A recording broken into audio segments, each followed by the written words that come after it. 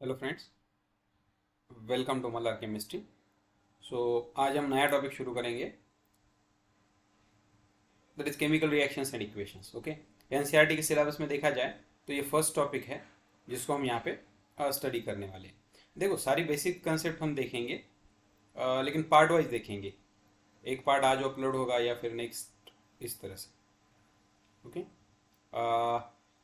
तो देखो, सबसे पहली चीज़ तो एक ध्यान में रखो कि हमारा जो एनसीईआरटी सिलेबस है, इस सिलेबस में जो टॉपिक है chemical reactions and equations. Okay, तो इस टॉपिक में एक्चुअल दो पार्ट इंक्लूड होते हैं।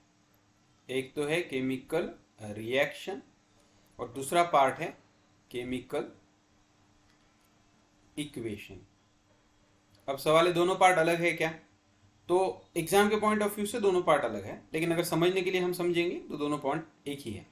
लेकिन ज़्यादा इंफॉर्मेशन या क्या होती है वो सारी चीज़ें हम इसमें देखेंगे। ओके, इस टॉपिक में हमको क्या क्या देखना है?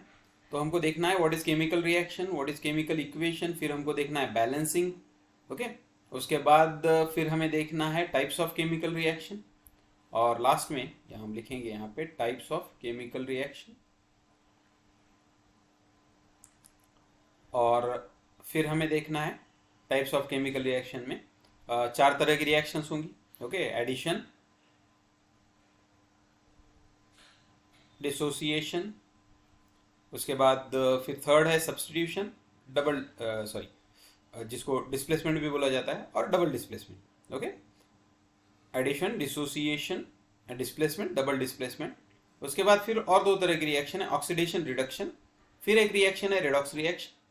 और फिर इसके दो हमको उसके इफेक्ट बोल सकते हैं, या वो है that is corrosion and rancidity. Okay, तो इतने सारे पॉइंट्स हमको इस टॉपिक में पढ़ने हैं अगर पॉइंट वाइज हम देखें तो। ओके, तो एक एक पॉइंट हम देखेंगे और स्पेशली एनसीईआरटी में से लाइन टू लाइन देखेंगे। ओके, तो देखो, सबसे पहली चीज केमिकल रिएक्शंस एंड इक्वेशंस। सो क्या बोला है कि consider the following situations of daily life and think what happens when. तो पहला पॉइंट उन्होंने दिया है कि milk is left at room temperature during summer. Okay, मान लो समर का सीजन है और तुमने जो दूध है उसको ऐसा ही खुला रख दिया दिन भर के लिए, तो क्या होगा? दूध स्पॉइल होगा। ओके, यहाँ पे दूध जो है वो स्पॉइल होगा। दूसरी चीज उन्होंने बोली है, एन आयरन तवा और पैन और nail is left expose in humid atmosphere. Humid मतलब जहाँ वाटर कंटेंट हो, जैसा अभी अभी रेनी सीजन चालू है, तो इस सीजन में अगर कोई चीज खुली रहती है तो क्या होता है हमको मालूम है, वो चीज रस्ट हो जाती है, जिसको हम करोड़ होना बोलते हैं। थर्ड है कि ग्रेप्स गेट फर्मेंटेड। ओके, तो कोई फ्रूट कहीं पे आप रख दो, मान लो 2-4 दिन के बाद या कुछ दिनों के बाद अगर कहीं पे ज्यादा दिन रह जाए तो उसमें से एक स्मेल आने लगती है, जिसको हम बोलते हैं सड़ गया। ओके, सिंपल लैंग्वेज में तो वो क्या है, बेसिकली फ्रूट्स में फर्मेंटेशन की प्रोसेस होती है, तो उसको हम बोलते हैं फर्मेंट हुआ। ओके, तो ये भी एक तरह से क्या है, केमिकल रिएक्शन। आगे उन्होंने बोला है कि फूड इज कुक्ड। जब आप खाना पकाते हो तो जब आप स्टार्टिंग मटेरियल जो लेते हो उसको पकाने के बाद जो फाइनल प्रोडक्ट बनता है वो हमेशा अलग ही होता है, वो स्टार्टिंग मटेरियल के जैसा नहीं होता। ये ऑब्वियस सी बात है जो हमको भी मालूम है। ओके, फिर हम हाँ एक कंडीशन उन्होंने दी है कि food gets digested in our body. तो हम जो फूड खाते हैं, भले हम उसको च्यू करते हो, लेकिन जो फूड खाया जाता है वो एज इट इज नहीं रहता हमारी बॉडी में, उसमें से एनर्जी एक्सट्रैक्ट की जाएगी। ओके, और उसका कन्वर्जन किसी और चीज में हो जाएगा। और फाइनल है रेस्पिरेशन। जब हम रेस्पिरेशन करते हैं तब भी एक चीज हमेशा हमें ध्यान में रखनी पड़ेगी कि रेस्पिरेशन जब करते हो तो आप लेते क्या हो, O2 लेते हो, जबकि रिलीज क्या करते हो, CO2 रिलीज करते हो।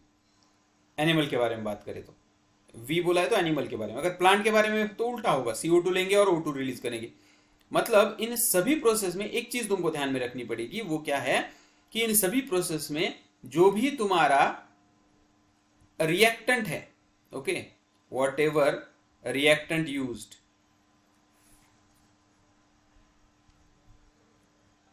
whatever reactant used that convert into some other product। इसका मतलब रिएक्टेंट अलग था और प्रोडक्ट अलग था। रिएक्टेंट अलग है और प्रोडक्ट अलग है, दोनों में कोई भी मतलब दोनों सेम नहीं है। और यही बेसिक आइडिया है केमिकल रिएक्शन में कि chemical reaction is that process in which something new is produced. Okay, तो आगे क्या बोला है देखो, in all the above situations the nature and the identity of the initial substance has somewhat changed. Okay, कुछ case में पूरी तरह चेंज होगी, कुछ केस में थोड़ी चेंज होगी. जैसा हमने बोला कि कोई आयरन नेल है तो पूरा रस्ट हो ऐसा कंपल्शन नहीं है, थोड़ा सा भी हुआ तो भी वो केमिकल रिएक्शन है. कोई फ्रूट है तो पूरा का पूरा खराब ही होना चाहिए ऐसा नहीं, साइड से थोड़ा सा भी हुआ ओके तो भी उसका केमिकल रिएक्शन हुआ ऐसा हम बोल सकते. आगे देखो, we have already learned about the physical and chemical changes of matter in our previous classes. Whenever a chemical change occur, we can say that a chemical reaction takes place. Okay, you may perhaps be wondered as to what is actually meant by a chemical reaction. How do we come to know that a chemical reaction has taken place? Let us perform some activities to find the answer of these questions. अब देखो ये part जो है ये तो हम book wise आगे जा रहे हैं, लेकिन उससे पहले हम जो बेसिक आइडिया जो तुमने लोअर क्लासेस में पढ़ा हो उसके बारे में इंफॉर्मेशन कलेक्ट करेंगे. अब देखो लोअर क्लासेस में तुमने चेंजेस के बारे में पढ़ा हुआ है, नेचर में चेंज होते हैं. ओके,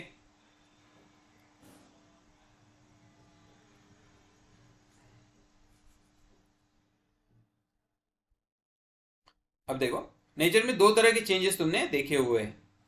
चेंज मतलब क्या, कोई भी चीज का स्ट्रक्चर मान लो, उसकी प्रॉपर्टीज मान लो, अल्टर होना, बदल जाना.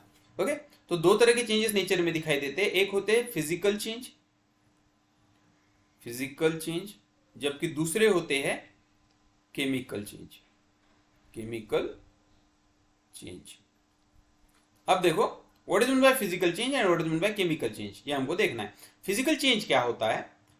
Physical change is that in which physical properties changes, physical properties changes. Okay, जबकि केमिकल चेंज क्या होता है? वो होता है जिनमें केमिकल प्रॉपर्टीज चेंजेस. ओके, अब सवाल है फिजिकल प्रॉपर्टीज कौन सी चेंज होगी, तो उसका आंसर है बेसिकली देखा जाए तो जैसा कि कलर है, okay, texture, size, shape, odour, etc. Okay, size, shape, odour, मतलब सिंपल हम क्या बोल सकते हैं, दीज आर एक्सटर्नल प्रॉपर्टीज. बाहर की प्रॉपर्टी चेंज हुई तो उसको हम फिजिकल चेंज बोलेंगे. जैसा कोई लकड़ी का टुकड़ा है, उसको कट कर दिया दो पार्ट में, भले ही साइज बदल जाए, शेप बदल जाए, लेकिन प्रॉपर्टी थोड़ी बदलने वाली है, प्रॉपर्टी जो उसकी है वही रहने वाली है. तो फिजिकल चेंज में सिर्फ एक्सटर्नल प्रॉपर्टी चेंज होती है, ना कि केमिकल प्रॉपर्टीज. ओके, और अगर फिजिकल प्रॉपर्टी चेंज होती है तो उस चेंज को हम फिजिकल चेंज बोलते हैं. फिजिकल चेंज जो होते हैं वो टेम्पररी होते हैं, कुछ देर के लिए होते हैं, परमानेंट नहीं होते. ओके, एज वेल एज इसमें no new product is formed, no new product, नया कुछ भी प्रोडक्ट इसमें नहीं बनता. और एक चीज, इसमें नो एनर्जी सप्लाई रिक्वायर्ड. अब ये थोड़ा सा गलत हो जाता क्योंकि विदाउट एनर्जी तो कोई भी काम नहीं होता, लेकिन यहां पे एनर्जी का मतलब है एनर्जी इन द सेंस, यहां पे स्पेशली बात की हुई है किस बारे में, कि हीट एनर्जी. जैसे कि हम हीट के बारे में, लाइट के बारे में, ओके, इसके बारे में बात करते हैं तो स्पेशली उसके बारे में बात की हुई है. वैसे ही अगर हम केमिकल चेंज में देखें, इसके अपोजिट सारे, इसमें केमिकल प्रॉपर्टी चेंज हो जाती है. केमिकल प्रॉपर्टीज मतलब क्या, उसका केमिकल कंस्टिट्यूशन. अब कंस्टिट्यूशन का मतलब क्या है, फार्मूला, सिंपल लैंग्वेज में. ओके, केमिकल उसका फार्मूला बदल जाता है. ओके, उसकी प्रॉपर्टी जो होती है वो बदल जाती है. मतलब कोई एसिड है तो वो बेस में कन्वर्ट हो जाएगा, कोई बेस है तो एसिड में कन्वर्ट हो जाएगा, इस तरह से. ओके, तो हम उसको बोल सकते हैं these are internal properties.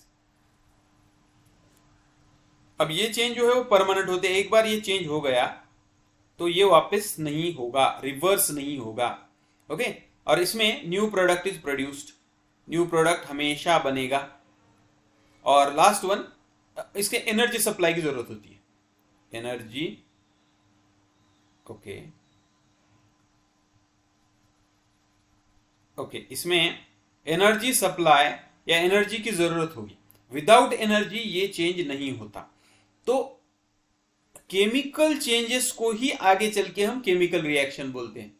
Chemical change बोलने की मतलब, एक सिंपल एग्जांपल ले लेंगे हम अभी.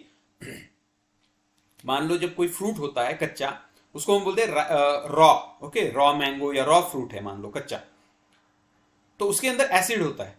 ओके, लेकिन जब वो पक जाता है तो ये क्या है, एक केमिकल चेंज है। लेकिन अगर केमिस्ट्री के पॉइंट ऑफ व्यू से देखा जाए तो ये केमिकल रिएक्शन है।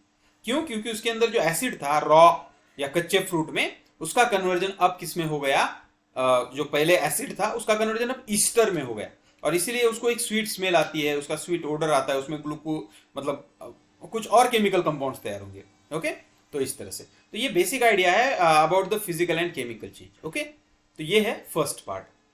So hope it will help you. Thank you.